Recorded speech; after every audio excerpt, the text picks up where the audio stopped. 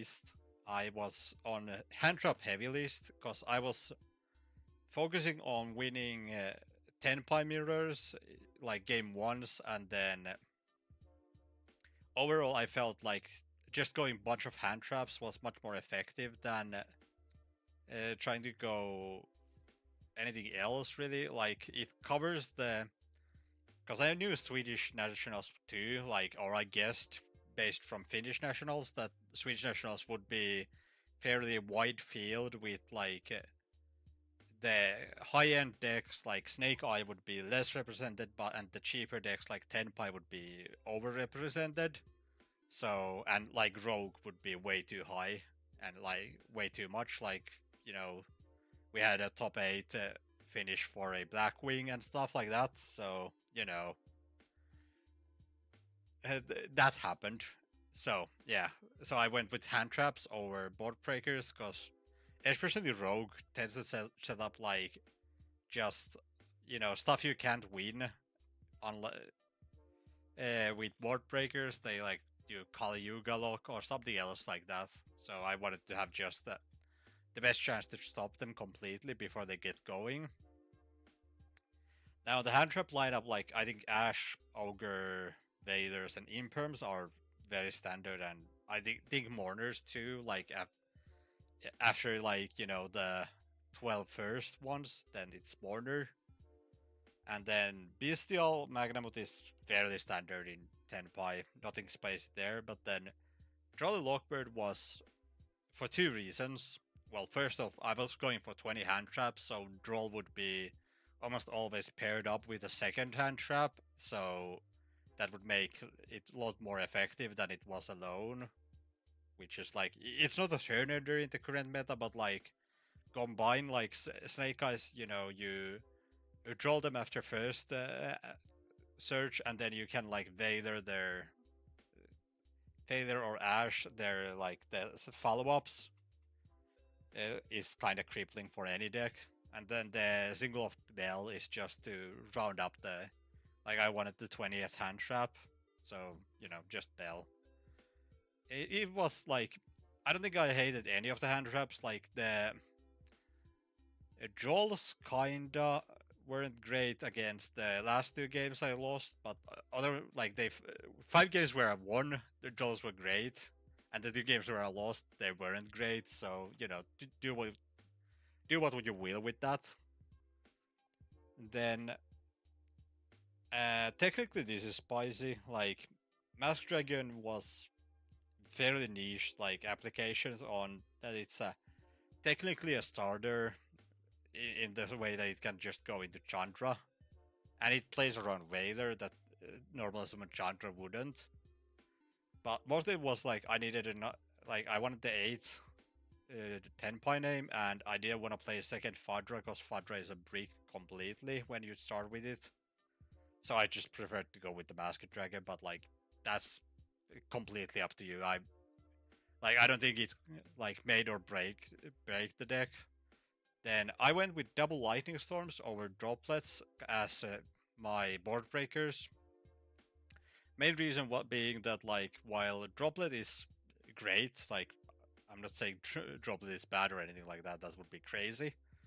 But the downside was I'm on 20 hand traps, so most of the time when it came to my turn, I would have like maybe 2 or 3 cards in hand, and that would make instantly droplet a lot worse than it was if you're playing more broad board breakers and like Fenrir's and stuff.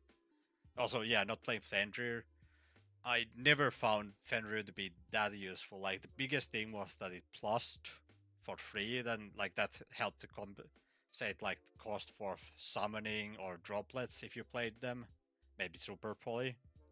But I felt like that was never worth the slots they would take, and like especially going second, all of the time you were like, yeah, I have a Fenrir, great, like it's gonna do nothing, like it gets removed by something that like opponent couldn't have activated a hand trap anyway to stop like a Pydra or something, and then they just get to do it to Fenrir, and I don't know, like it just never felt that relevant.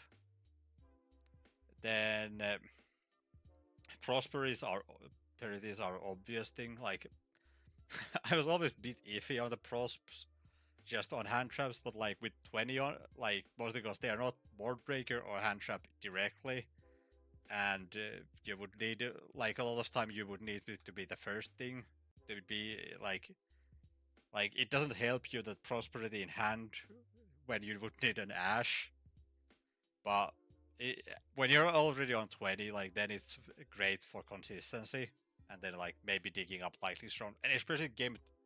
And then it really shined in games 2 and 3 when you could just dig for the like matchup specific thing that you need.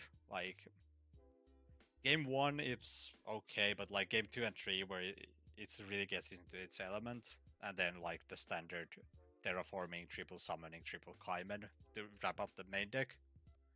Yeah, nothing fancy here. Like in the main deck, outside of the like maybe people would play more like balance on board breakers and hand traps, but I went heavily on the hand traps, and then Mask Dragon was like kind of spicy.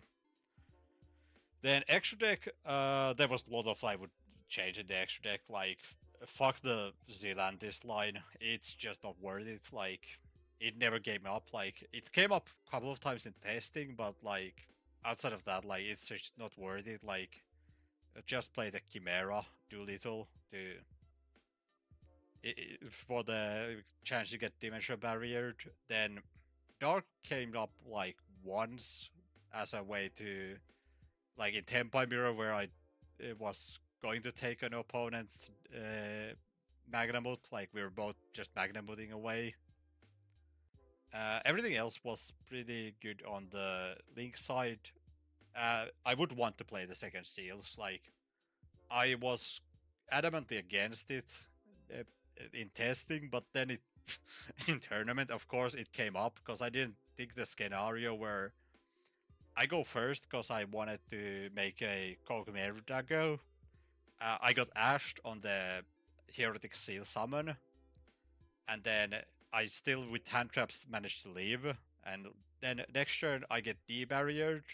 I could have OTK, but I had the material to easily to make another Seals, but didn't have it, and then I would have had the Drago to come in, skip another turn, and then I would win. But unfortunately, I didn't play the second one, so yeah, I would definitely fixing that for the future. And Keybelt never came up. Like that's another empty slot. Like I have a few that like I'm changing up when we go into the updated list. Then on side deck, the only real disappointment was Nibiru's. They just never came up. Like almost all the good decks can, play around it, and all the bad decks die to these 20 already. Like I would have wanted Bells. Like that's probably like Bells and Pancratopsis were probably what I want to change for the future, because I wanted to improve the Labyrinth matchup, because I had a lot of issues with it. Like I played the side events on day 2 because I didn't make the cut.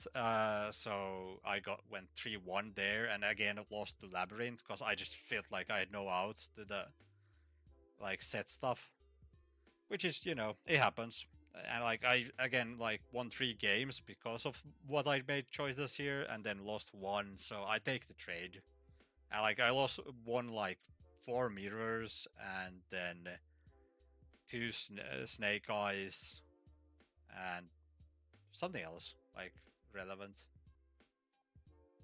I don't know. Anyway, but like the big thing is that like they worked on the matchups that were like I was prepping for. I wasn't prepping really for Labyrinth. Like I just accepted if I get Labyrinth, then I get a Labyrinth. And nothing I could do about it. But yeah, and then Kokimeru Drago is just great. Play it if you can. Or play it because you can.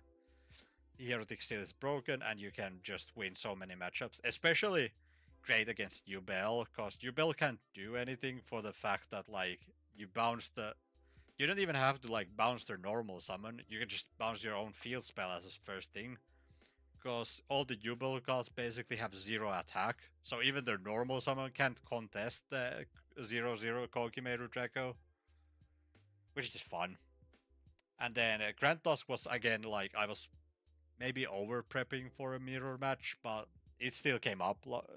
Like the logic here was that like they go field spell and summon Pydra, then get a Chandra, summon Chandra, and then I can Seals Bones away the field spell, bring up Grand Tusk, and pop both of their dragons, and then they're left on Kaimen, and then like Imperm stops it, Ash stops it, Ghost Mourner stops it. Like there was plenty of I could do to just that to win, and it did happen like at least once. I don't remember if it did more times. And then DD Crows over Bells probably was a mistake, but it did come up again to prevent opponents' Heretic Seals from resolving. Like, not the bounce effect. Who cares about the bounce? You'd care about the dragon they're summoning from deck, because that like makes the OTKing harder. So you just banish it when it tributes itself for cost, and then it's not in the same place when it was activated, so it doesn't resolve. Kind of like bent and tributed for a Triturn name. And then, well, Cosmic Cyclones, these were just basic and they did good. Like, yeah, they did well, like, for the job. But yeah, like, now the actual list is there. Like, I overall liked it a lot, and I want to be working towards the similar build, like, for now and for the future, like, when we get the, what's Infi? Like, the Infinite Forbidden, if I remember correctly, in the next set. Anyway, like the support that comes up in that set, right?